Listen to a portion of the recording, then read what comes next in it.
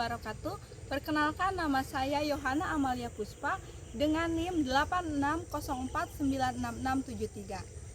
Saya adalah mahasiswa Universitas Terbuka jurusan PGSD. Pada kesempatan kali ini saya akan melakukan percobaan tentang gelombang. Praktikum ini meliputi jenis-jenis gelombang, sifat pemantulan gelombang, dan gelombang stasioner. Pada percobaan pertama membahas tentang jenis-jenis gelombang transversal menggunakan selinki. Alat dan bahan yang digunakan yaitu selinki, karet penanda, dan kayu atau tiang sebagai pengikat. Pada percobaan ini salah satu ujung selinki diikat pada tiang, kemudian ujung lainnya digerakkan ke kanan dan ke kiri.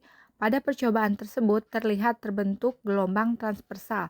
Gelombang transversal adalah gelombang yang arah getarnya tegak lurus terhadap arah rambat gelombang. Getaran selinki bergerak ke samping sedangkan gelombang merambat sepanjang selinki.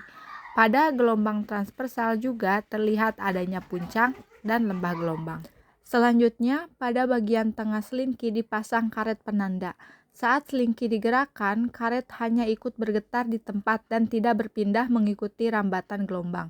Hal ini menunjukkan bahwa gelombang dapat membawa energi tanpa memindahkan medium secara keseluruhan. Percobaan selanjutnya yaitu menggunakan kabel listrik untuk mengamati gelombang transversal. Hasil percobaan ini menunjukkan bahwa kabel juga menghasilkan gelombang transversal. Namun dibandingkan selinki, gelombang pada kabel terlihat lebih kaku dan kurang lentur karena sifat kabel yang lebih keras. Kemudian kabel diberi penanda berupa karet di bagian tengah. Sama seperti pada selinki, karet hanya bergerak mengikuti getaran dan tidak ikut berpindah bersama rambatan gelombang. Selanjutnya dilakukan percobaan gelombang longitudinal menggunakan selinki. Selinki digerakkan maju mundur searah panjang selinki. Gelombang longitudinal adalah gelombang yang arah getarnya sejajar dengan arah rambat gelombang. Pada selinki terlihat adanya rapatan dan renggangan.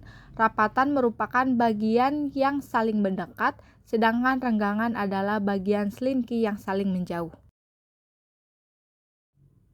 Praktikum berikutnya membahas tentang sifat pemantulan gelombang. Percobaan pertama menggunakan kerikil dan air. Kerikil dijatuhkan ke dalam air. Setelah kerikil menyentuh permukaan air, terbentuk gelombang berbentuk lingkaran yang menyebar ke segala arah. Ketika gelombang mencapai tepi wadah, gelombang dipantulkan kembali. Percobaan ini menunjukkan bahwa gelombang dapat merambat dan mengalami pemantulan. Percobaan selanjutnya menggunakan selinki.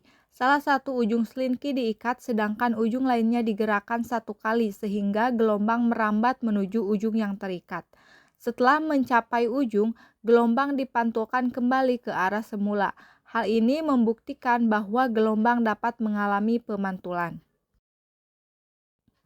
Percobaan berikutnya dilakukan dengan menyambungkan selinki dengan benang kasur. Ketika gelombang dikirim melalui selinki, gelombang merambat menuju benang kasur. Karena kedua medium memiliki sifat yang berbeda, sebagian gelombang dipantulkan dan sebagian lagi diteruskan ke benang. Gelombang pada benang terlihat lebih kecil karena benang lebih ringan dan lebih tipis dibandingkan dengan selinki. Praktikum yang terakhir yaitu membahas tentang gelombang stasioner. Alat dan bahan yang digunakan yaitu tali dan kayu atau tiang pengikat.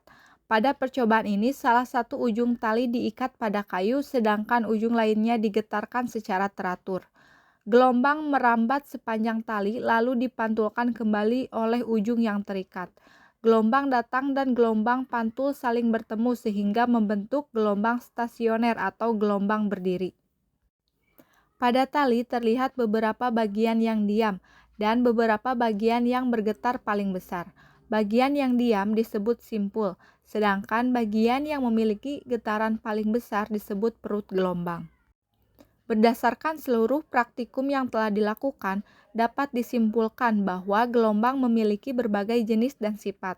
Gelombang dapat merambat membawa energi, mengalami pemantulan, dan membentuk gelombang stasioner akibat perpaduan antara gelombang datang dan gelombang pantul.